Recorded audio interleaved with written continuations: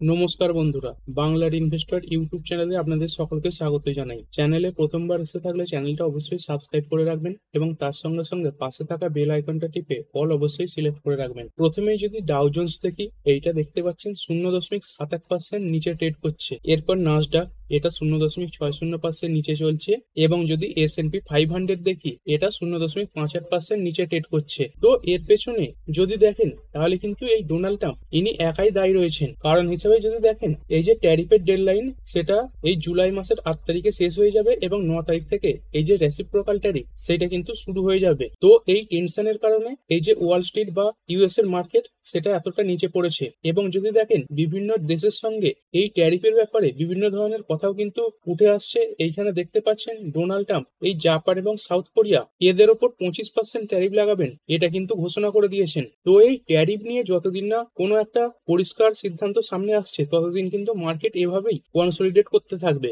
এরপরে যদি দেখি এই যে ইউএস মার্কেট পড়েছে, তার পেছনে এই এলন মাস্ক ইনিও কিছুটা দায়ী। এটা তো দেখেইছেন, এই ডোনাল্ড ট্রাম্প যেদিন তার বিগ বিউটিফুল বিল পাস করেছে সেদিনই এই এলন মাস্ক আমেরিকা পার্টি নামে একটি নতুন পার্টি শুরু করে দিয়েছে। তবে দেখুন, অনেকে মনে করছেন এই এলন মাস্ক ইনি আমেরিকার প্রেসিডেন্ট হবেন, কিন্তু এলন মাস্ক আমেরিকার প্রেসিডেন্ট হতে পারবেন না। কারণ আমেরিকার প্রেসিডেন্ট হতে গেলে আমেরিকার নাগরিক হতে হবে। কিন্তু যদি দেখেন এই এলন মাস্ক ইনি কিন্তু আমেরিকার নাগরিক নন। যদি দেখেন এলন মাস্ক এনার কিন্তু জন্ম হয়েছে সাউথ আফ্রিকায়। তো এমন হতে পারে ইনি যে পার্টিটা চালাচ্ছেন, তো এনার পছন্দ মতো কোনো ব্যক্তি সেই পার্টিটাকে চালিয়ে নিয়ে যেতে পারে। আর দেখুন, বর্তমানে কিন্তু আমেরিকাতে এই যে ডোনাল্ড ট্রাম্প ইনি এখনো প্রেসিডেন্ট পদে রয়েছেন। আর যদি দেখেন এই এলন মাস্ক ইনি হয়তো অনেক টাকার মালিক হতে পারেন, কিন্তু এটা তো নিশ্চয়ই বুঝতে পারছেন এই ডোনাল্ড ট্রাম্পের হাতে যেহেতু এই রাজনৈতিক ক্ষমতা আছে, সেই কারণের জন্য ডোনাল্ড ট্রাম্প বিভিন্ন উপায়ে এই এলন মাস্কের যে বিজনেস সেগুলোকে ক্ষতিগ্রস্ত করার চেষ্টা করবে। এবং কিছুদিন আগে ডোনাল্ড ট্রাম্প তো এটাও বলে দিয়েছিলেন এই এলন মাস্ক বিভিন্নভাবে যে রকেট পাঠাচ্ছে, তারপর যে এরকম ইলেকট্রিক ভেহিকেল তৈরি করছে সেগুলোকেও তিনি বন্ধ করে দেবেন, এরকম হুমকিও কিন্তু তিনি এই এলন মাস্ককে দিয়েছেন। আর দেখুন, এই এলন মাস্ক ইনি একটা বড় বিজনেসম্যান, কিন্তু যত বড়ই বিজনেসম্যান হন না কেন ইনি কিন্তু এই যে রাজনৈতিক ব্যক্তি এনাদের সঙ্গে যদি টক্কর নিতে যান তাহলে কিন্তু পেরে উঠবেন না। এবং ইনি যদি এই রাজনৈতিক ব্যক্তিত্বদের সঙ্গে এখন টক্কর নিতে যান তাহলে কিন্তু এনার বিজনেসেরই ক্ষতি হবে। এবং সেই ব্যাপারটা পরিষ্কারভাবে দেখতেও পাচ্ছেন। আজকের দিনে যদি দেখেন এই টেসলার শেয়ার এটা প্রায় 7.5%-এর কাছাকাছি এই মুহূর্তে ডাউন রয়েছে। এবং যদি দেখেন শুরুর দিকে প্রায় 8%-এর কাছাকাছি পড়েছিল। এরপরে যদি ইন্ডিয়ান এডিআর গুলো দেখি, ইনফোসিসের এডিআর এটা 0.58% নিচে রয়েছে। উইপ্রোর এডিআর এটা 0.64% নিচে। তারপর আইসিআইসিআই ব্যাংকের এডিআর এটা 1.18% নিচে ট্রেড করছে। ডক্টর রেড্ডি এটা 0.46% উপরে রয়েছে। এইচডিএফসি ব্যাংকের এডিআর এটা প্রায় 1.5% নিচে। তারপর যদি যাত্রা অনলাইন দেখি, এটা প্রায় 3.25%-এর কাছাকাছি পড়েছে। এরপরে ইন্ডিয়ান মার্কেটে এফআইআই এবং ডিআইআই এদের ডেটা দেখে নেবো। আজকের দিনে দেখতে পাচ্ছেন এফআইআই এবং ডিআইআই এরা দুজনেই কিন্তু ভারতীয় শেয়ার মার্কেটে কেনাকাটা করেছে।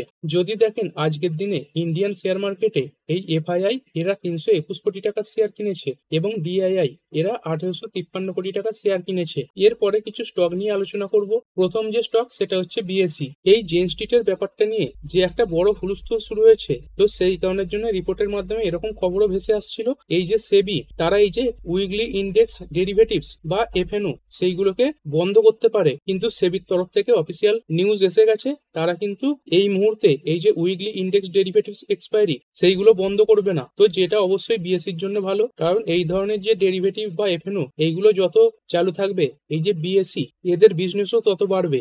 এরপরে দেখবো জেএসডব্লিউ এনার্জি লিমিটেড কোম্পানিটা দেখতে পাচ্ছেন 261 মেগাওয়াটের এই যে রিনিউয়েবল এনার্জি ক্যাপাসিটি সেটা তৈরি করে ফেলেছে। কোম্পানির বর্তমানে যদি উইন্ড ক্যাপাসিটি দেখেন তাহলে সেটা আছে 3554 মেগাওয়াট, সোলার ক্যাপাসিটি আছে 2157 মেগাওয়াট এবং হাইড্রো ক্যাপাসিটি রয়েছে 1391 মেগাওয়াট। এরপরে কথা বলবো জেকে লক্সমি সিমেন্ট এই শেয়ারটার ব্যাপারে। এই কোম্পানিটা হায়ার বিডার হিসাবে এই 630 হেক্টরের একটি লাইমস্টোন এবং সিমেন্টের প্ল্যান্ট এই দুটোর প্রজেক্ট পেয়ে গেছে, তো যেটা অবশ্যই কোম্পানির জন্য ভালো। এরপরে কথা বলবো ডিকসন টেকনোলজি ইন্ডিয়া লিমিটেড। এই কোম্পানিটা দেখতে পাচ্ছেন এই যে ইউরেকা ফোর্বস এই কোম্পানিটার সঙ্গে এই রোবোটিক যে ভ্যাকুম ক্লিনার হয় সেগুলো ম্যানুফ্যাকচার তারপর সাপ্লাই এইগুলো করার জন্য একটা চুক্তি করেছে।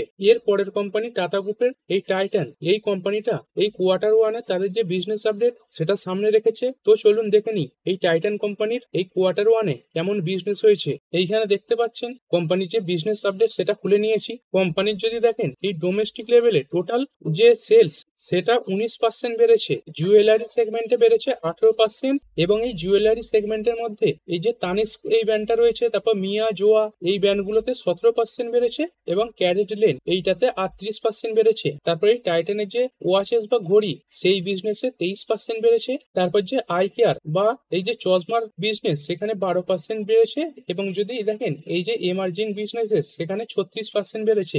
এবং কোম্পানি কিছু নতুন স্টোর অ্যাডও করেছে এবং কিছু স্টোরকে রিমুভও করেছে। দেখতে পাচ্ছেন কোম্পানির ডোমেস্টিক লেভেলে ওভারঅল 9খানা স্টোর যোগ হয়েছে। আর এই 9খানা স্টোর কিভাবে যোগ হয়েছে, এইখানে দেখতে পাচ্ছেন এই যে জুয়েলারি সেগমেন্টে টোটাল 19খানা স্টোর যোগ করেছে, যার মধ্যে তানিস্ক এতে 10খানা স্টোর অ্যাড করেছে, ক্যারেট লেন এতে 9খানা স্টোর অ্যাড করেছে। তারপর যদি দেখেন এই যে ওয়াচেস এতে 9খানা স্টোর অ্যাড করেছে, এবং যে আই কেয়ার এই সেগমেন্ট থেকে 20খানা স্টোর তারা রিমুভ করে দিয়েছে। এবং যদি কোম্পানির ইন্টারন্যাশনাল সেলস গ্রোথ দেখি সেখানে 49% বৃদ্ধি দেখা গেছে, এবং ইন্টারন্যাশনালি এই কোম্পানিটা একটা স্টোরও অ্যাড করেছে। কোম্পানির টোটাল দেখতে পাচ্ছেন জুয়েলারি সেগমেন্টে 1086খানা স্টোর হয়েছে। তারপর এই যে ওয়াচেস এই সেগমেন্টে 1244খানা স্টোর হয়েছে। তারপর আই কেয়ারে কিছু কমে হয়েছে 872, এবং যে এমার্জিং বিজনেসেস সেখানে স্টোরের সংখ্যা দাঁড়িয়েছে 89, এবং ইন্টারন্যাশনালি এই কোম্পানির মোট স্টোর সংখ্যা দাঁড়াচ্ছে 31। তো যদি দেখেন এই যে সেলস এর দিক থেকে প্রতিটা নাম্বারই কিন্তু ভালো এসেছে, তো এই কারণে স্টকটা আগামীকাল র্যাডারে থাকতে পারে। এরপরেই টাটা গ্রুপের আরো একটা কোম্পানি টাটা মোটরস, এরা তাদের যে জাগুয়ার ল্যান্ড রোভার তার যে বিজনেস আপডেট সেটা সামনে রেখেছে, তো সেটা একটু দেখে নেবো। এইখানে দেখতে পাচ্ছেন কোম্পানির এই যে জাগুয়ার ল্যান্ড রোভারের সেলস সেটা অনেকটাই কমেছে। এই Q1 ফাইন্যান্সিয়াল 2026-এ এই ইয়ার অন ইয়ার 10.7% এই সেলস সেটা কমে গেছে। এটা হোলসেলের কথা বললাম। এরপর যদি রিটেল সেলস দেখি, এই রিটেল সেলস 15.1% পড়েছে। তো কোম্পানি এটাও বলে দিয়েছে কি কারণে তাদের এই সেলস পড়েছে, কারণ কোম্পানি তাদের যে পুরনো জাগুয়ারের মডেল সেটা বন্ধ করতে চলেছে, এবং ইউএস যে বিভিন্ন দেশের উপর ট্যারিফ বসাচ্ছে, বিশেষ করে এই ইউকের ওপর, কারণ ইউকেতে এই যে জাগুয়ার এই মডেলটা প্রচুর পরিমাণে উৎপাদিত হয়ে থাকে। তো এই ট্যারিফের কারণে এই যে ইউরোপ তারা এই আমেরিকাতে এই জাগুয়ারের যে মডেল সেগুলো এক্সপোর্ট করা বন্ধ করে দিয়েছিল। তো এই কারণের জন্য কোম্পানি বলছে তাদের যে সেলস সেটা পড়েছে। এর পরের কোম্পানি জেএসডব্লিউ ইনফ্রাস্ট্রাকচার লিমিটেড, এই কোম্পানিটা কলকাতার দুখানা পোর্টে রিকনস্ট্রাকশন করার জন্য অর্ডার পেয়েছে, এবং যেই অর্ডারের মূল্য 740 কোটি টাকা। এই কোম্পানিটা কলকাতার এই যে শ্যামাপ্রসাদ মুখার্জি পোর্ট রয়েছে এবং নেতাজি সুভাষ ডক রয়েছে, এই দুটোকে রিকনস্ট্রাকশন করবে। এর পরের কোম্পানি লোধা ডেভেলপার্স, যেইটা কিছুদিন আগে ম্যাকপ্রোটেক ডেভেলপার্স নামে মার্কেটে লিস্ট ছিল। তো এই কোম্পানিটা তাদের যে সেলসের ডেটা সেটা সামনে রেখেছে।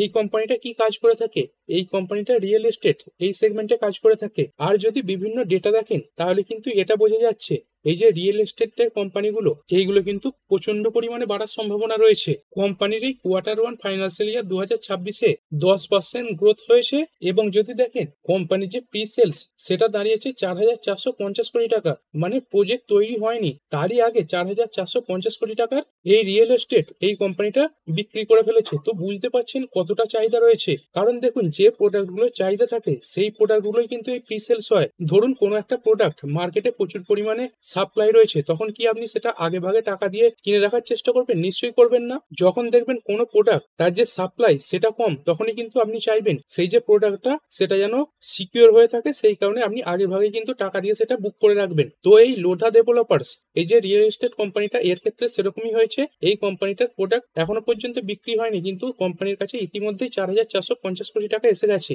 আর শুধু এই লোধা ডেভেলপার্স নয়, এই যে রিয়েল এস্টেট সেক্টরে কাজ করা যে কোম্পানিগুলো তাদের প্রতিটারই অবস্থা কিন্তু এরকম, মানে এদের যে বিজনেস সেটা কিন্তু প্রচন্ড পরিমাণে বাড়তে পারে।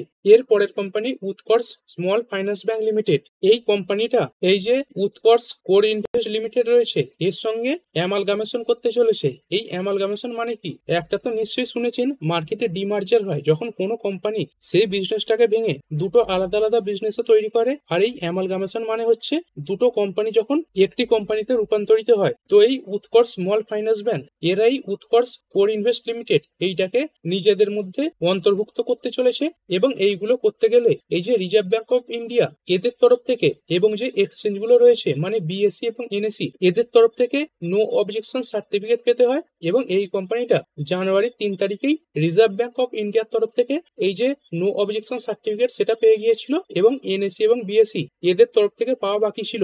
আর এই কোম্পানিটা দেখতে পাচ্ছেন এই জুলাই 4, 2025 এই এনএসি এবং বিএসসি এদের তরফ থেকে এই যে নো অবজেকশন সার্টিফিকেট বা নো অ্যাডভার্স অবজারভেশন সার্টিফিকেট সেটা পেয়ে গেছে। মানে কোম্পানিটা যে কারণে এই সার্টিফিকেট দরকার ছিল কোম্পানিটা সেই কাজটা করতে পারবে। এই যে কোম্পানিটা রয়েছে উৎকর্ষ ফোর ইনভেস্ট লিমিটেড এইটাকে তাদের মধ্যে অন্তর্ভুক্ত করতে পারবে, তো যেটা কোম্পানির জন্য অবশ্যই ভালো। এরপরে যদি দেখেন সেবির তরফ থেকে আজকে এমন একটা তথ্য সামনে এসেছে যে তথ্যের পর এই যে রিটেল ট্রেডাররা রয়েছে এরা কিন্তু ট্রেড নেওয়ার আগে একবার হলেও ভাবতে বাধ্য হবে। এইখানে দেখতে পাচ্ছেন এই সেবির থেকে অফিসিয়াল ডেটা এসেছে। সেবি বলছে এই যে ইন্ডিভিজুয়াল ট্রেডাররা রয়েছে বা রিটেল ট্রেডাররা রয়েছে তাদের মধ্যে 91% কিন্তু এই যে লস সেটা করে থাকে এবং বাকি 9% লাভ করে। এবং যদি দেখেন বাকি যে 9% রয়েছে তার মধ্যে 1% কিন্তু বেশি লাভ করতে পারে এবং বাকি যে 8% তারা খুবই অল্প লাভ করে। এবং এটা তো জানেন এই যারা এই ট্রেডিং করে তাদের কিন্তু বেশিরভাগ যে প্রফিটের অ্যামাউন্ট সেটা বিভিন্ন ধরনের যে ব্রোকারেজ চার্জ তারপরে এসটিটি চার্জ এইগুলো দিয়েই চলে যায়। এবং যদি দেখেন যখন কোনো ট্রেডিং উইন্ডো খুলবেন তার আগেও কিন্তু সেবি পুরোপুরি ভাবে সতর্ক করে দেয় যে এই ট্রেডিং থেকে 90% রিটেল ইনভেস্টর লস করে থাকে। আর এবারে দেখতেই পাচ্ছেন সেই যে ডেটা সেটা 91% এসেছে। আর এই রিটেল ট্রেডাররা কত টাকা লস করেছে সেই তথ্য কিন্তু সেবি সামনে রেখেছে। এইখানে যদি দেখেন এই সেবি স্টাডি থেকে এটাই বোঝা যাচ্ছে এই রিটেল ট্রেডাররা আগের বছরের তুলনায় 41% বেশি লস করেছে এবং এই যে লস সেটার পরিমাণ কত 1.06 ট্রিলিয়ন রুপি। আর এটা কোটি হিসাবে যদি দেখেন তাহলে 1,06,000 কোটি টাকা এই রিটেল ট্রেডাররা এই এফএনও সেগমেন্টে লস করে ফেলেছে। তো বুঝতেই পাচ্ছেন এটা একটা কত বড় লস। আর আমি তো আপনাদের বারবারই বলি, সব ভিডিওর মাধ্যমেও বলার চেষ্টা করি যে এই ট্রেডিং এইটা থেকে যতটা সম্ভব দূরে থাকবেন। কারণ দেখুন যারা এই ট্রেডিং করেন তাদের কিন্তু এই ট্রেডিং করতে ভালো লাগে না, কিন্তু দেখেন যে কুইক মানি আসছে, তারপর ইউটিউব ফেসবুক এইগুলোতে ট্রেডিং সংক্রান্ত হাজারো ভিডিও পাওয়া যায়। সেই কারণের জন্যই কিন্তু এই রিটেল ট্রেডাররা এই ট্রেডিং এর দিকে ঝুঁকে যান।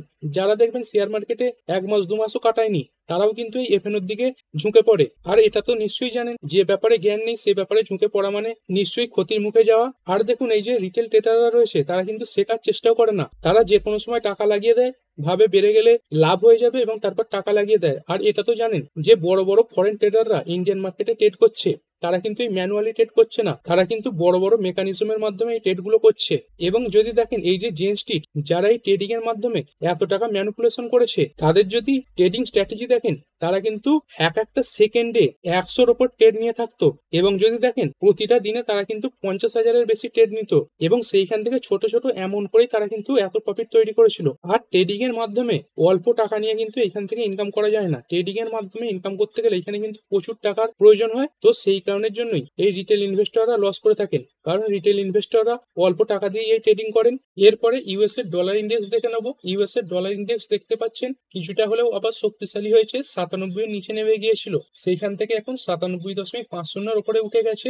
এরপরে যদি ইন্ডিয়ান রুপি দেখি, ইন্ডিয়ান রুপি কিছুটা দুর্বল হয়ে পড়েছে, দেখতে পাচ্ছেন ইন্ডিয়ান রুপি আবার প্রায় 86-র কাছাকাছি চলে গেছে। তবে যদি গোল্ড দেখি, গোল্ডের দিক থেকে কিছুটা স্বস্তি পাওয়া গেছে। গোল্ড দেখতে পাচ্ছেন এই মুহূর্তে 10 গ্রাম 24 ক্যারেট কলকাতার রেট অনুযায়ী 99,635-এ চলছে। এবং যদি বিটকয়েন দেখি, একটা বিটকয়েন $1,08,155 কাছে চলছে। এবং এরপর ক্রুড অয়েল দেখে নেবো। ক্রুড অয়েল দেখতে পাচ্ছেন কিছুটা পরিমাণেও বেড়েছে। এই ডব্লিউটিআই ক্রুড এটা প্রায় 2%-এর কাছাকাছি বেড়ে গেছে। এবং যদি ব্রেন্ট ক্রুড দেখেন এটা 1.64% বেড়েছে। আর এরপরে ভিডিও শেষে আরো একবার ডাও জোন্স দেখে নেবো। ডাও জোন্স দেখতে পাচ্ছেন এই মুহূর্তে 1.05% নিচে রয়েছে। আর একবার নাসডাক কম্পোজাইট দেখে নেবো। নাসডাক কম্পোজাইট এই মুহূর্তে 0.87% নিচে ট্রেড করছে। তো ঠিক আছে বন্ধুরা, আশা করছি ভিডিওটা আপনাদের ভালো লেগেছে। আপনি চাইলে এটাকে লাইক এবং শেয়ার করতে পারেন। আর শেয়ার মার্কেট সংক্রান্ত ডেইলি নিউজ আপডেট পেতে চ্যানেলটা সাবস্ক্রাইব করে রাখবেন এবং পাশে থাকা বেল আইকনটি টিপে অল অবশ্যই সিলেক্ট করে রাখবেন, যাতে পরবর্তী ভিডিওর নোটিফিকেশন আপনার কাছে সময় মতো পৌঁছে যায়। আর হ্যাঁ, ভিডিওটি শুধুমাত্র ইনফরমেশন এবং এডুকেশনাল পারপাসের জন্য বানানো হয়েছে। আমি সেবি রেজিস্টার্ড নই, তাই কোনো প্রকার শেয়ারে কোনো প্রকার বাই, সেল, হোল্ড বা অ্যাভারেজ করার কোনো সিদ্ধান্ত নেওয়ার আগে আপনার যে ফাইন্যান্সিয়াল অ্যাডভাইজার আছে তার সঙ্গে অবশ্যই আলোচনা করবেন। দেখা হচ্ছে পরের ভিডিওতে। ধন্যবাদ।